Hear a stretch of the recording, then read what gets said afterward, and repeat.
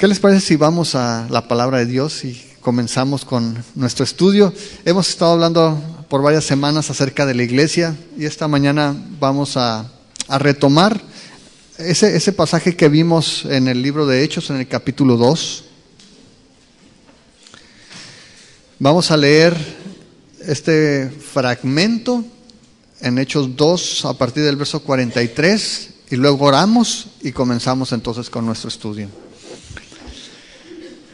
Hechos 2:43 dice: y sobrevino temor a toda persona, y muchas maravillas y señales eran hechas por los apóstoles. Todos los que habían creído estaban juntos y tenían en común todas las cosas, y vendían sus propiedades y sus bienes y lo repartían a todos según la necesidad de cada uno. Y perseverando unánimes cada día en el templo, y partiendo el pan en las casas, comían juntos con alegría y sencillez de corazón, alabando a Dios y teniendo favor con todo el pueblo. Y el Señor añadía cada día a la iglesia los que habían de ser salvos. Padre, te pedimos también por este tiempo. Qué bendición, Señor, que tenemos tu palabra, que podemos acudir a ella, que podemos abrirla y escuchar tu voz. Sabemos que tu Espíritu Santo nos capacita, nos instruye para que podamos entenderla, y más allá de entenderla nos da el poder para que podamos vivirla. Padre, queremos vivir conforme a tu palabra. Enséñanos a ser obedientes y te pedimos para que tengamos esa disposición, Señor, en el corazón para que podamos hacer tu voluntad. Cantamos que tú eres el centro, Señor. Queremos vivir y mostrar de una manera práctica que tú eres el centro de nuestras vidas. Señor, que tú seas glorificado en todas las cosas. Te lo pedimos en esta mañana. En el nombre de Jesús. Amén. Saben, para beneficio de todos ustedes, he estado tratando de ser más breve en mis exposiciones. Ya ando por ahí de los 45, 50 minutos, entonces ya es ganancia. Y tenemos algunas semanas hablando acerca de la iglesia. Comenzamos hace 3 semanas a ver algunos aspectos importantes que tienen que ver con la iglesia. Porque es importante que nosotros entendamos qué significa ser la iglesia. ¿Por qué? Porque somos la iglesia. Y vimos hace 3 semanas más o menos que Dios escogió en su soberanía usar a la iglesia para ejecutar su plan. Es decir, Dios dice que está buscando al hombre, pero Dios está escogiendo o escogió hombres para ser ese instrumento por el cual la humanidad sea reconciliada con Él. Y vimos que el Señor usa la iglesia para ese propósito. Y estuvimos viendo hace 3 semanas algunas características de una iglesia saludable. Y decíamos, es importante que hagamos una revisión para asegurarnos de que como iglesia seamos una iglesia saludable.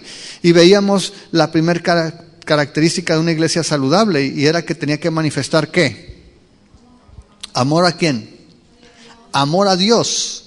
Amor a Dios. Y decíamos que predicar la palabra de Dios es una manera de manifestar ese amor a Dios. Y veíamos que la adoración a Dios es una forma también de manifestar el amor a Dios. Y decíamos que como seres humanos fuimos creados para eso. Fuimos creados para dar gloria a Dios. El viernes y el sábado tuve la oportunidad de compartir con matrimonios.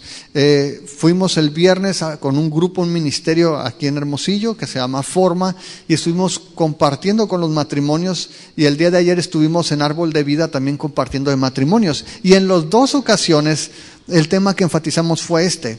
Todos nosotros como creyentes, de hecho la humanidad en general fue creada con ese propósito, que adore a Dios, que dé gloria a Dios. Y nosotros como creyentes, en conjunto, hablando de la iglesia, necesitamos entender que una característica de una iglesia saludable es que manifiesta ese amor a Dios. Vimos también cómo Jesús, cuando se le preguntó el primer mandamiento o el mandamiento más importante, Él dijo que debemos ¿qué? ¿Amar a quién? A Dios. ¿Y de qué forma tenemos que amar a Dios? Con todo tu corazón, con toda tu mente, con todas tus fuerzas, con todo lo que somos. Por eso hablábamos ahorita que Cuando nosotros estamos sirviendo a Dios, nosotros estamos amando a Dios. Cuando nosotros estamos sirviendo a un hermano, amando al hermano, estamos amando a Dios, estamos sirviendo a Dios. Y por eso, otra vez, cuando hablamos de esta vida que tenemos, es una oportunidad para amar a Dios con todo lo que somos. La Biblia nos enseña entonces que necesitamos amar a Dios porque ese es el mandamiento más importante. Eso es lo que Dios está esperando. De hecho, es un mandamiento, no es una sugerencia, ¿verdad? Jesús le dijeron, ¿cuál es el mandamiento más importante? Y él no dijo, pues mira, yo te sugiero que si puedes, que si quieres, ames a Dios. No, dijo, amarás al Señor tu Dios. Y decíamos que esa experiencia la hemos vivido nosotros como creyentes. Nosotros podemos decir mi Dios, nosotros podemos hablar del Señor nuestro Dios porque es nuestro Salvador. Nos hemos apropiado de Él, hemos tomado de manera personal. Entonces es importante que como iglesia podamos manifestar este amor a Dios porque hemos conocido a Dios, porque hemos experimentado la gracia de Dios, porque de una manera vivencial hemos tenido ese encuentro con Él y mantenemos esa relación con Él, de tal forma que podemos rendir todo lo que somos, lo que tenemos y lo que hacemos. Básicamente eso es amar a Dios con todo lo que somos. Con todo lo que somos, con todo lo que tenemos y con todo lo que hacemos. La segunda característica de una iglesia saludable, decíamos que era ¿qué? Amar al pueblo de Dios. Hablamos de amar al pueblo de Dios. Y lo hacíamos en el contexto del libro de Hechos. Y veíamos ahí en el libro de Hechos que en el versículo 44 dice, todos los que, ¿quién? Todas las personas del pueblo. ¿Qué dice en el verso 44? ¿Todos quiénes? ¿Pero todos quiénes? Los que habían creído. Todos los que habían creído estaban juntos. Todos los que habían creído estaban juntos y tenían en común todas las cosas. Y una característica también de una iglesia saludable es el amor por el pueblo de Dios. El viernes que estaba allí, cuando estábamos con las parejas, es la segunda o la tercera ocasión que tengo una reunión con este grupo de personas y yo me sentía como en casa. Ahora que andamos en Querétaro, estábamos encantados. Quique, el pastor, nos invitó a su casa. En su casa había como 30 personas, éramos cerca de 30 personas, porque habían ido de la iglesia Horizonte de México, de la iglesia de Tabasco, de la iglesia de Torreón, gente de la iglesia local, y nosotros andamos allá también. Y era una fiesta, porque Dios nos ha permitido en su misericordia hacer la iglesia una familia. Somos la familia de Dios. Y un síntoma o una característica de una iglesia saludable es que nos amamos unos a otros. Y eso es algo sobrenatural. Amar a la persona que está a tu lado requiere de algo sobrenatural. Porque a lo mejor tú dices, yo soy buena onda, pero el que está enseguida a lo mejor no lo es tanto. Requerimos algo sobrenatural. Y voltea, ve a las personas que están a tu alrededor y piensa, ¿qué tanto las amas? La Biblia también nos enseña que Jesús, cuando le preguntaron el mandamiento más importante, él dijo, el más importante es que tú ames a Dios, pero el segundo es semejante a este. ¿Y cuál es el segundo? Amarás a tu prójimo. Jeff lo explicaba la semana pasada. Amarás a tu prójimo como a ti mismo. Y somos muy buenos amándonos a nosotros mismos, ¿sí o no? Yo soy muy bueno amándome a mí mismo. De hecho, no he ido con el doctor porque sé que me quieren inyectar y digo, mí mismo no te conviene que vayas, te estoy cuidando, entonces mejor aguántate a ver si el Señor hace un milagro, ¿no? Pero somos buenos cuidándonos, somos buenos amándonos. Y lo que dice la Biblia es que ese mismo cuidado, ese mismo amor que tenemos por nuestra persona, tenemos que extenderlo a los demás, a las personas que están a nuestro alrededor. Y hablar de eso es algo muy complejo porque sabemos que es difícil amar a las personas. Las personas somos complicadas, las personas fallamos, pero en ese contexto de la iglesia, Dios hace un trabajo que nos permite como creyentes amar a los demás. Es un amor sobrenatural. Y cuando ves este pasaje, ves cómo pasaban tiempo juntos, cómo compartían las cosas espirituales, porque dice que participaban de las oraciones, el partimiento del pan, pero también participaban o compartían de lo material. Dice que todas las cosas las tenían en común, ayudaban a los que estaban en necesidad. Esto es el efecto de la gracia de Dios en las personas, que pueden despojarse de sus propios intereses y que pueden pensar en los demás. Ahora, quiero que pienses esto, porque la relación, hemos hablado que una relación con Dios tiene inevitablemente un efecto en nuestra relación con los demás. ¿Estás de acuerdo? No podemos hablar de amar a Dios y aborrecer a los hijos de Dios. No podemos hablar de tener una relación con Dios y de no poder tratar a la familia de Dios. Y decíamos que es como cuando te casas, cargas con suegra y cuñados y todo, ¿no? Eso es inevitable y tienes que aprender a amar.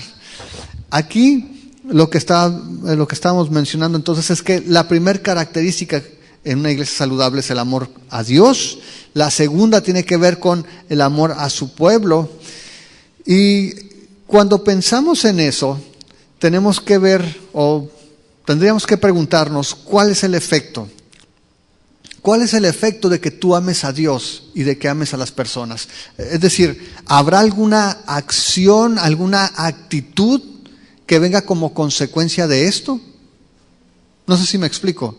Pero si tú amas a Dios y amas a las personas, ¿qué es lo que esperarías? Sí, el amor, pero el amor, ¿cómo se manifiesta? Y fíjense vamos a ver lo que sucede aquí. Miren en el verso, ahí en el libro de los Hechos, en el capítulo 2, en el verso 46, dice que los creyentes estaban perseverando unánimes cada día en el templo y partiendo el pan en las casas y comían juntos con alegría y sencillez de corazón, alabando a Dios y teniendo favor con todo el pueblo. Y luego dice, y el Señor añadía cada día a la iglesia los que habían de ser salvos.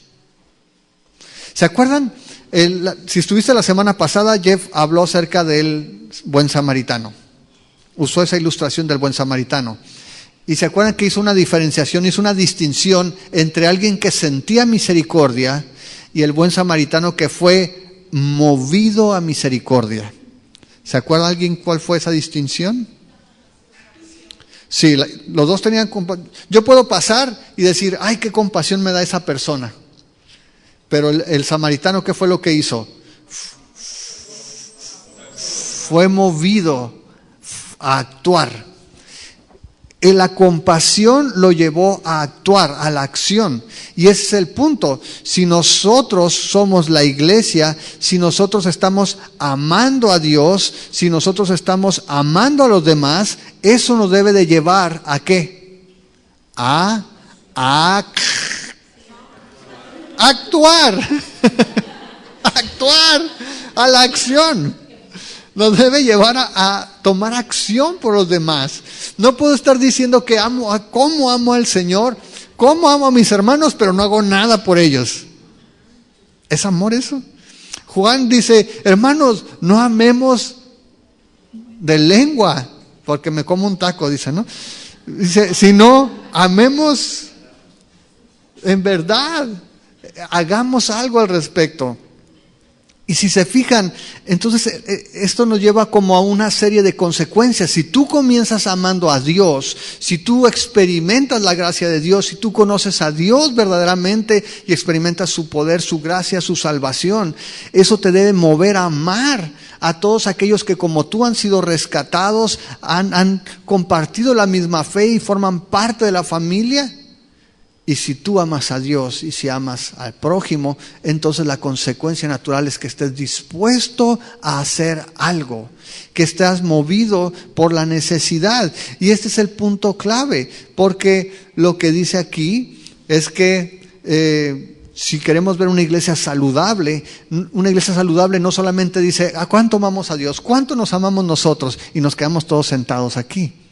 Sino que somos movidos a hacer algo. Ahora, dice allí en 2:47, en Hechos, que estaban alabando a Dios y teniendo el favor con todo el pueblo.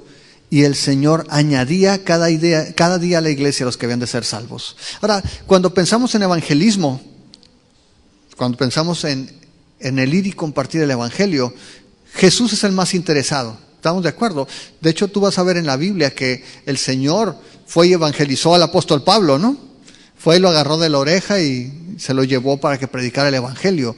El Señor Jesús es el más interesado y dice aquí que Él es el que añade la iglesia. Nosotros entendemos esto, entendemos que Dios está trabajando en este mundo. Si yo te pregunto a ti, ¿cómo es que tú llegaste a la iglesia? Muy pocos van a decir que el Señor los tomó de la oreja y se los trajo. La mayoría vamos a decir que alguien nos invitó. ¿Se pasó así? ¿A cuántos los trajo el Señor de la oreja? La mayoría es alguien que te compartió, alguien que te invitó. A lo mejor fue una amiga, a lo mejor fue un compañero de trabajo, fue un compañero de la escuela, pero alguien te invitó. Y aquí, cuando nosotros vemos en el libro de los Hechos, vemos cómo el Señor estaba trabajando para añadir a la iglesia, pero la iglesia era parte de lo que Dios estaba haciendo.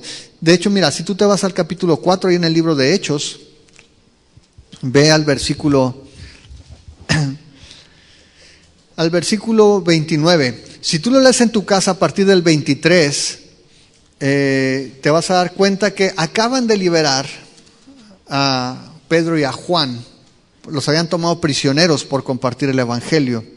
Los meten a la prisión, el Señor obra para que ellos salgan, y cuando salen libres, ellos llegan, y en el verso 23 dice, puestos en libertad, vinieron a los suyos. ¿Quiénes eran los suyos? La iglesia. Y contaron todo lo que los principales sacerdotes y los ancianos les habían dicho. Y ellos, habiéndolo oído, alzaron unánimes la voz a Dios y dijeron, soberano Señor, tú eres el Dios que hiciste el cielo y la tierra, el mar y todo lo que en ellos hay. Que por boca de David tu siervo dijiste, ¿por qué se amotinan las gentes y los pueblos piensan cosas vanas? Se reunieron los reyes de la tierra y los príncipes se juntaron en uno contra el Señor y contra su Cristo, porque verdaderamente se unieron en esta ciudad contra su santo Hijo Jesús, a quien ungiste, Herodes y Poncio Pilato con los gentiles y el pueblo de Israel. Vamos a dejarlo hasta aquí. Pero ellos están diciendo, Señor, están orando. Dicen, las palabras del Salmo 2 se cumplieron. Se juntaron los romanos, se juntaron los judíos, hubo una alianza entre gentiles y judíos para matar a tu hijo, al ungido que tú enviaste, y verdaderamente se rebelaron contra ti. Pero dice el versículo 28 que aún esa rebelión Dios la tenía planeada. Dice el verso 28, para hacer cuanto tu mano y tu consejo habían antes determinado que sucediera. ¿Qué es lo que hicieron Herodes, Pilatos y todos los gentiles que se unieron, los romanos y los judíos? ¿Qué hicieron con Jesús? Lo mataron. ¿Lo agarraron desprevenido? No. Dice que el Señor en su consejo de antemano lo había planeado, lo había determinado que así sucediera. Pero eso no es lo relevante hoy. Ve el verso 29. Y ahora, Señor, mira sus amenazas y concede a tus siervos que con todo denuedo hablen tu palabra, mientras extiendes tu mano para que se hagan sanidades y señales y prodigios mediante el nombre de tu santo Hijo Jesús. Cuando hubieron orado, el lugar en que estaban congregados tembló y todos fueron llenos del Espíritu Santo y hablaban con denuedo la palabra de Dios. En medio de la persecución, los sueltan, estos hombres son liberados, llegan a la iglesia y dicen, ¿qué creen? Pasó esto, nos agarraron, nos dijeron que no predicáramos. Y en lugar de decir, pues vámonos o hay que quedarnos callados, dice, oran. Todos están orando y dicen, Señor, danos el valor para compartir tu palabra. ¿Y qué sucede? El Señor les responde. El lugar tiembla, son llenos del Espíritu Santo. ¿Cuántos? ¿Los apóstoles o 2, 3? No, dice aquí, y todos fueron llenos del Espíritu Santo. ¿Y cuál fue el resultado? Hablaban con denuedo la palabra de Dios. Hermanos, Dios está trabajando en este mundo. Dios no se ha quedado sentado en su trono esperando que cosas sucedan. Dios está activamente trabajando en este mundo y lo está haciendo también a través de personas, a través de la iglesia. De hecho, si tú vas allá adelante al capítulo 5, se repite este patrón. En el capítulo 5, a partir del verso 17, nuevamente son amenazados de que no estén compartiendo, que no mencionen el nombre de Jesús. Y dice en el verso 41, y ellos salieron de la presencia del concilio gozosos de haber sido tenidos por dignos de padecer afrenta por causa del nombre. ¿De qué nombre? De Jesucristo. Ahora dice que salieron gozosos. ¿Sabes por qué salieron gozosos? Porque los azotaron. Mira el verso 40. Y convinieron con él y llamando con Gamaliel y llamando a los apóstoles, después de azotarlos, les intimaron que no hablaran en el nombre de Jesús y los pusieron en libertad. Y dice que salieron gozosos. ¿Por qué? Dice, el Señor nos tuvo por dignos de sufrir por causa de Él. Qué loco, ¿no? ¿Cuántos de nosotros nos gusta que te menosprecien por causa de Jesús? Uy, te agüitas, no, ya no voy a decir nada, mejor me voy a quedar callado. Pero los discípulos salían gozosos. Dice, el Señor me tiene por digno de sufrir por causa de Él. Eso es lo que dice. Salieron de la presencia del concilio gozosos de haber sido tenidos por dignos de padecer afrenta por causa del nombre. Y mira lo que hicieron. Se fueron y ya no hablaron del evangelio. No. Verso 42. Y todos los días en el templo y por las casas no cesaban de enseñar y de predicar a Jesucristo. Esa es la respuesta para alguien que ha experimentado un encuentro con Jesús, alguien que ha sido lleno de su Espíritu Santo, alguien que ama al Señor y que puede amar a la gente, es movido a la acción y dice, ¿sabes qué? No cesaban, no paraban de hacerlo. ¿Por qué lo hacían? La pregunta es ¿por qué lo hacían? Porque ellos estaban dispuestos a hacer eso. ¿Se acuerdan cuando vimos acerca de Pablo en 2 de Timoteo, cuando Pablo ya está por morir, está prisionero, sabe que su tiempo está cerca y le escribe a Timoteo? Y decíamos que siempre las últimas palabras de un hombre son importantes. Cuando alguien está en el lecho de muerte, siempre quiere tener la oportunidad de poder hablar con las personas que ama. Y hemos dicho que las últimas palabras siempre son importantes. No te va a decir trivialidades, no te va a decir cosas vacías, te va a decir cosas importantes. ¿Te acuerdas cuáles son las últimas palabras de Jesús en el Evangelio de Mateo? Si tú vas al Evangelio de Mateo, al capítulo 28, yo sé que te acuerdas, pero vamos a repasarlas allí. Desde el verso 18 dice, y Jesús se acercó y les habló diciendo, toda potestad me es dada en el cielo y en la tierra. Por tanto, vayan y hagan discípulos a todas las naciones, bautizándolos en el nombre del Padre y del Hijo y del Espíritu Santo, enseñándoles que guarden todas las cosas que les he mandado. Y he aquí, yo estoy con ustedes todos los días hasta el fin del mundo. Amén. Las últimas palabras son importantes y Jesús en su despedida lo que hizo fue dar un mandamiento. Le dijo, vayan y hagan discípulos. Ahora, yo sé que esto lo sabes de memoria, pero qué importante es que podamos nosotros examinar nuestra vida a la luz de ese mandato. Dios está trabajando, Jesús se va a despedir de sus discípulos y lo último que les dice es, vayan y hagan discípulos. Y dice que, algunas personas dicen, el mandato no es para toda la gente, le está hablando a los discípulos, a los apóstoles. En el contexto es cierto, está con los discípulos y a ellos les dice, vayan y hagan discípulos. Pero ¿qué es la instrucción? Enseñándoles que guarden ¿qué? Todas las cosas. No les dijo, vayan y hagan discípulos enseñándoles todas las cosas, excepto compartir el evangelio. Eso nada más es para ustedes. No, lo dio como un mandamiento. Todos los creyentes estamos llamados a compartir el evangelio.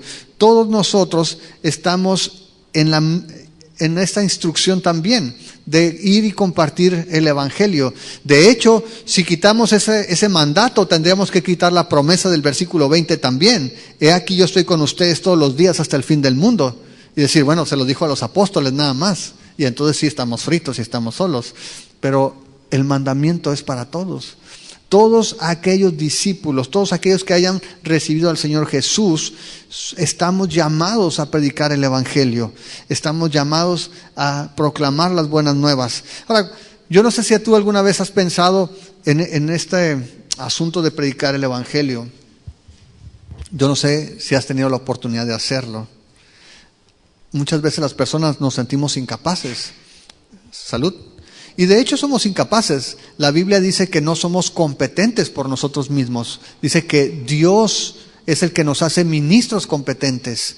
Es Dios el que, de donde proviene nuestra competencia. Pero algunas personas de repente dicen, no, es que mi don no es el evangelismo, ¿no? Mi don es otro, no es el predicar el evangelio. Pero todos los creyentes somos llamados a predicar la palabra de Dios, como todos somos llamados al servicio, como todos somos llamados a dar, aun cuando haya un ministerio o un oficio de evangelista, todos somos llamados a compartir el evangelio, a hacer evangelismo. Aun cuando haya un don que es el dar con liberalidad, todos somos llamados a dar. Aun cuando haya un don que sea el del servicio, todos somos llamados a servir. No tenemos excusa para no hacerlo. Y sí, todos somos incapaces, pero Dios nos hace competentes para esta obra. Y la pregunta es, ¿cuántas veces has predicado el Evangelio a alguien? Piensa un momento, ¿a cuántas personas les has compartido? ¿Sabes qué es lo mejor de cuando predicas el Evangelio? Tú no sabes dónde va a terminar la obra que Dios hace a través de eso. ¿Por qué? Porque imagínate, alguien me compartió a mí, yo he compartido a otras personas, esas personas la han compartido a otras personas y es una cadena interminable. No sabes el impacto que puede tener el hecho que tú le compartas el Evangelio a una persona. Todos somos llamados a hacerlo. Ahora, si tú preguntas cuál es la razón para hacerlo, ¿por qué tengo que compartir el Evangelio? Te voy a dar 4 razones nada más el día de hoy. 4 razones por las cuales tenemos que compartir el Evangelio. La primera es la más evidente. En Mateo 28:20 te lo dice claramente. ¿Por qué predicar el Evangelio? Porque el Señor Jesús lo mandó. Es un mandamiento. El Señor Jesús nos manda a predicar el Evangelio. Y es muy curioso porque si tú has leído un poquito acerca de los calvinistas, bueno, algunas personas dicen, bueno, los calvinistas no hacen evangelismo porque ellos piensan que Dios es el que hace la obra. Y un maestro calvinista dice, no, sí lo hacemos porque Jesucristo nos manda a hacerlo. Aun cuando Dios es el que toca el corazón de las personas, aun cuando el Espíritu Santo es el que redarguye de pecado, aun cuando es el Señor el que añade a su iglesia, tenemos que ser obedientes con ese mandamiento. Ahora, nosotros no tenemos excusa para no hacerlo. Si Jesús envió a sus discípulos y si nosotros somos discípulos de Jesús, nosotros tenemos que hacerlo también. Podemos ir y predicar. Ahora, de hecho, en el libro de los Hechos, en el capítulo 1, el Señor menciona que necesitan esperar a que venga el Espíritu Santo porque tiene un propósito particular. Dice en el capítulo 1, en el verso 8, pero recibirán poder cuando haya venido sobre ustedes el Espíritu Santo y me serán testigos en Jerusalén, en toda Judea, en Samaria y hasta lo último de la tierra. Ahora, el Espíritu Santo, si te fijas, tenía un propósito: capacitar a los creyentes, a los discípulos para ser testigos. Y muchas veces pensamos que el Espíritu Santo tiene el trabajo de hacernos sentir a gusto, ¿no? En la adoración. Dices, es que se sentía la presencia de Dios tan bonito. Sí, qué padre que podamos disfrutar de la presencia de Dios, pero no es el propósito principal por el cual el Señor manda a su Espíritu. O pensamos que el Espíritu Santo viene sobre algunas personas para que hagan campañas de sanidad y gente sea sanada. Qué bendición que el Señor obre sanidades y gente sean sanadas, pero no es el principal motivo, la principal razón por la cual envió su Espíritu Santo. Jesús les dice claramente, van a recibir poder para que sean testigos, para poder dar testimonio de Jesús. Esa es la instrucción, vas a recibir poder y me vas a hacer testigos. Ahora, pensando en este mandamiento, si tú vas a 2 de Corintios, Pablo lo menciona de otra manera, hablando del trabajo que Dios está haciendo. 2 de Corintios capítulo 5, verso 17. Este versículo seguro lo ha citado en más de una ocasión. Verso 17 dice, de modo que si alguno está en Cristo, nueva criatura es. Las cosas viejas pasaron, he aquí todas son hechas nuevas. ¿Cuántas veces lo has citado? ¿Quién sabe? Un montón. Pero lo has hecho. ¿Has dicho alguna vez? Si alguno está en Cristo, nueva criatura es. Soy nueva criatura. Y la cantabas con Jesús Adrián Romero. No, soy nueva criatura. Pero, ¿qué significa eso? Mira lo que viene después. Verso 18. Y todo esto proviene de Dios, quien nos reconcilió consigo mismo por Cristo. ¿Y qué dice después? ¿Qué dijo, perdón? Nos dio el ministerio de la reconciliación. ¿Para qué? Dice el verso 19, que Dios estaba en Cristo reconciliando consigo al mundo, no tomándoles en cuenta a los hombres sus pecados. Y mira lo que dice después, y nos encargó, ¿a quiénes? A nosotros la palabra de la reconciliación. Verso 20, así que somos embajadores en nombre de Cristo, como si Dios rogase por medio de nosotros, le rogamos en nombre de Cristo, reconcíliense con Dios. ¿Le está rogando a las personas que se reconcilien con Dios? ¿Estamos hablándoles de esta palabra de reconciliación? ¿Le estamos diciendo a la gente que Dios los está buscando? Alguien te lo dijo a ti y alguien me lo dijo a mí. La pregunta es si nosotros estamos yendo con los demás y les estamos diciendo, ¿sabes qué? Dios te está buscando, Dios quiere reconciliarse contigo. Lo puedes hacer por medio de Jesús. Pablo lo está diciendo, ¿sabes qué? Dios es el mejor evangelista. Él lo está haciendo, está reconciliando al mundo. Pero Dios nos ha dado el ministerio a nosotros, a su iglesia, a sus discípulos, gente imperfecta, pero que ha experimentado la gracia de Dios, y ahora somos embajadores. ¿Qué es un embajador? Alguien que va representando. Normalmente hablamos de una nación, ¿no? Vino el embajador de Inglaterra, vino el embajador de Francia y está representando a una nación. Nosotros estamos representando a la nación celestial. Nosotros estamos representando a nuestro Señor. Y ese es el encargo que tenemos. Dice que Dios lo hace por medio de nosotros. Es como si Dios mismo rogara por medio de nosotros. Y entonces podemos decirle a la gente, reconcíliate con Dios. Si amamos a Dios, si amamos a la gente, entonces vamos a ser movidos a la acción. Vamos a ser movidos a misericordia. ¿Por qué? Porque a final de cuentas, amados, si nosotros no lo hacemos, gente está muriendo y nosotros no estamos hablándoles del Evangelio. Si las personas lo rechazan, son responsables de su respuesta, pero nosotros somos responsables de nuestro llamado. Nosotros somos responsables de el mandamiento que el Señor ha hecho. La primera razón entonces para hacerlo es porque es un mandato. Porque Jesús nos mandó que lo hiciéramos. La segunda razón, si tú vas al libro de los Hechos, donde estábamos, y tú revisas la vida de los creyentes en el libro de los Hechos, te vas a dar cuenta que ese era el modelo. Eso es lo que hacían en la iglesia de los Hechos. Tú ves ese patrón en el verso 47, capítulo 2, decíamos que ellos alababan a Dios, tenían el favor con todo el pueblo y el Señor añadía cada día a la iglesia a los que habían de ser salvos. Ahora dices, bueno, pero no dice que ellos compartían el Evangelio. Bueno, Ya vimos ahorita que oraron por denuedo y todos hablaban con denuedo del Evangelio. Pero te voy a llevar a la mejor ocasión para predicar el Evangelio. En el capítulo 8, ya había muerto el primer mártir, a Esteban, lo agarran a pedradas, lo asesinan. Y dice el capítulo 8, verso 1, y Saulo consentía en la muerte de Esteban.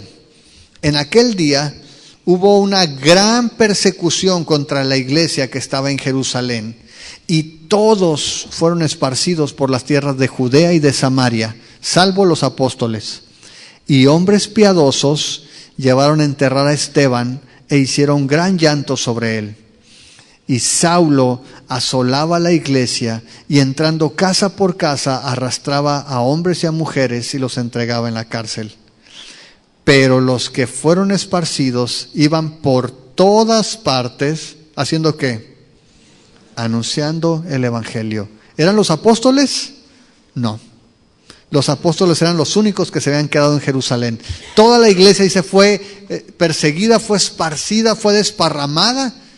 Y dice que estos hombres donde iban predicando las buenas nuevas. No sé si tú conozcas este hecho, pero la iglesia de Roma, cuando Pablo les escribe, les dice: amados, tengo ganas de ir y visitarlos y entregarles algún don y cosechar algún fruto entre ustedes también. Pablo no conocía la iglesia de Roma. Pablo no fundó la iglesia de Roma y tampoco fue Pedro. La iglesia de Roma fue fundada por algunos de los creyentes que suponen algunos habían estado presentes en el tiempo del Pentecostés y que al regresar habían empezado la iglesia. Ninguno de los apóstoles la había formado. Y de hecho, los historiadores piensan que el impacto más grande que hubo para que el cristianismo se extendiera no fue porque los apóstoles iban predicando, sino porque los creyentes iban predicando el Evangelio. ¿A cuántos de ustedes les predicó un pastor para recibir a Cristo? A lo mejor sí hay varios, pero la mayoría, la primera vez que escuchamos el Evangelio fue de otra persona, que no era el pastor, que no era un evangelista necesariamente. Fue de tu hermano o tu hermana que era cristiana y que tú decías que latoso, pero que te hablaba el Evangelio. Fue de algún vecino, alguna vecina, algún compañero de trabajo. Es de la gente que de manera obediente estaba predicando. Así de que no solamente es un mandato, es el ejemplo que tenemos de los creyentes en el libro de los Hechos. Estos hombres creían y lo que hacían es que eran movidos a misericordia y por donde quiera que pasaban iban propagando las buenas nuevas, iban hablando de las buenas noticias de Jesús, estaban reconciliando al mundo con el Señor. Entonces esa es la segunda razón. La tercera razón, te voy a invitar a que vayas a Efesios 4. Efesios 4:11, un pasaje también muy conocido y que nos dice por qué hay que predicar el Evangelio. Efesios 4:11 dice: y él mismo constituyó a unos apóstoles, a otros profetas, a otros evangelistas, a otros pastores y maestros. Verso 12, a fin de perfeccionar a los santos, ¿para qué? Para la obra del ministerio, para la edificación del cuerpo de Cristo. Pregunta: ¿la obra del ministerio incluye el evangelismo? Sí, sin duda alguna. Y para eso estamos aquí, para eso tú también vienes a la iglesia y mientras más conoces al Señor y mientras más lees tu palabra, o más bien mientras más lees su palabra en tu Biblia, estás siendo edificado, estás siendo capacitado para que seas un gran teólogo y sepas mucho. No, para que hagas la obra del ministerio. Y la palabra ministerio significa servicio.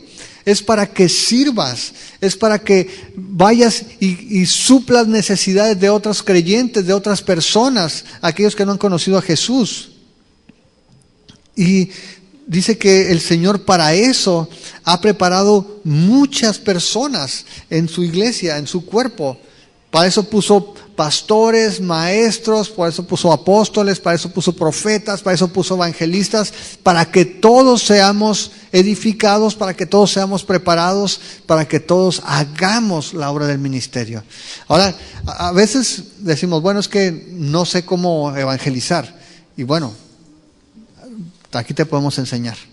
Pero necesitamos quitarnos la idea de que el evangelismo tiene que ser dar de bibliazos a la gente. Yo conocí evangelismo hostil en mis tiempos mozos, ¿no? Ese evangelismo que te agarraban y ahí no te soltaban hasta que tomaras una decisión. No. A ver, levanta la mano, ¿no? Si quieres. Y si no, te vas a ir al infierno. Y no la levantabas. Y quién sabe si hoy te mueras, ¿no? Y si no la levantabas. Y si eres incrédulo, te va a ir peor. O sea, hasta que, bueno, pues ya levanto la mano. Pero sabemos que no es eso lo que funciona. No necesariamente tiene que ser así. Hay muchas formas en que podemos evangelizar. Ahora, yo sé, por ejemplo, los jóvenes han hecho evangelismo. Salen al parque, han ido al Parque Madero, han ido, ¿se acuerdan cuando estuvimos allá en la calle 12? Josafat, y hay otro grupo que va con los niños y le están dando clase a los niños. Y espero que no lo haga Josafat, ¿no? Que agarra al niño y recibes a Cristo o no te suelto, ¿no? Pero ¿qué es lo que han hecho? Fielmente ha estado por años también enseñándoles. Y saben, esa idea que teníamos o que hay de repente de que si alguien levanta la mano ya es salvo, no es así. Y lo sabemos. Pero cuando tú estás mostrando amor por la persona, cuando tú pasas tiempo, cuando tú inviertes parte de tu vida y a veces parte de tu dinero para que esas personas conozcan el mensaje, las personas van a estar receptivas a lo que el Señor quiere hablar. Recientemente Adriana invitó en la clase de inglés en la uni, invitó al grupo donde estaba ella, al grupo completo, y al grupo donde está Raquel, aprovechando el Día de Acción de Gracias, para que fueran a casa con Jeff y Jeff les hablara la historia de la Acción de Gracias, por qué se hace esta fiesta. Y fueron, ¿cuántos eran? Como cerca de 20 personas, 25 ya con toda la bola, pero fueron y Jeff les compartió en inglés y ellos estaban practicando el inglés mientras Jeff compartía. Y ahora, ¿todos fueron salvos? No. Pero ¿sabes qué? Todos recibieron el mensaje, todos pueden escuchar. Melissa en su salón, o Raquel y Eliana, pues también que andan de repente con amigos en la universidad, con amigos en la escuela. Y es aprovechar el tiempo. En el trabajo, hemos hecho cosas en el trabajo y todos fueron salvos. No, de hecho, nada más me odiaron algunos, pero de todas maneras, ¿sí me explico? El punto es que tenemos que aprovechar las oportunidades. Dios nos ha puesto para que seamos, ¿qué? ¿Qué es lo que dice Jesús? Ustedes deben de ser luz. ¿Qué significa la luz? La luz se ve. Jesús dijo, no la vas a poner allá en el cerro para que no se vea. Una ciudad iluminada en el monte es vista por todos. Y no vas a poner una lámpara y la vas a tapar con el almud, no, es para que alumbre. Y esa es la idea por la cual el Señor nos ha puesto aquí, para que nosotros podamos brillar, no con nuestra propia luz, es para que la luz del Señor Jesús brille en nosotros.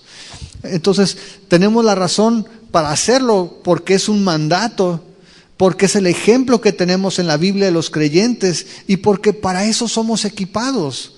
Para eso el Señor nos ha dejado su palabra, nos ha dado su Espíritu Santo, para que nosotros podamos compartir con los demás. Y te voy a dar la última razón, el número 4. Y te voy a invitar a que veas a 2 de Corintios, otra vez. 2 de Corintios, al capítulo 5.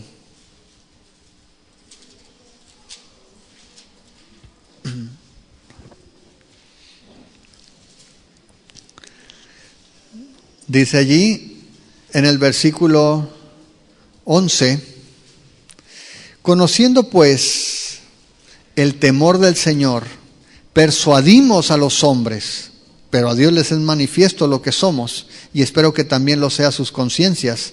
No nos recomendamos pues otra vez a ustedes, sino les damos ocasión de gloriarse por nosotros, para que tengan con qué responder a los que se glorían en las apariencias y no en el corazón.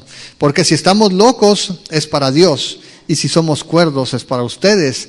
¿Por qué? Verso 14, el amor de Cristo nos constriñe pensando esto, que si uno murió por todos, luego todos murieron, y por todos murió para que los que viven ya no vivan para sí, sino para aquel que murió y resucitó por ellos.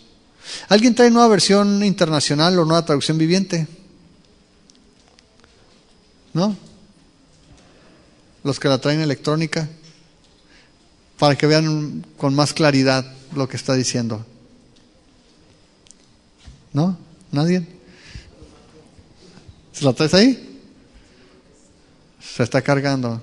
Qué lento, hombre. Ok, piensa en esto. Lo que está diciendo Pablo básicamente es el amor de Cristo nos obliga. El amor de Cristo nos obliga a hacerlo. Porque si Él murió por nosotros y murió y resucitó para que nosotros, dice ahora, que vivimos, ya no vivamos para nosotros, sino para aquel que murió y resucitó por nosotros. El centro de todo eres Jesús, otra vez. Si nosotros entendemos que Cristo murió por nosotros, lo único que podemos hacer es vivir, es dar nuestra vida para vivirla para el Señor.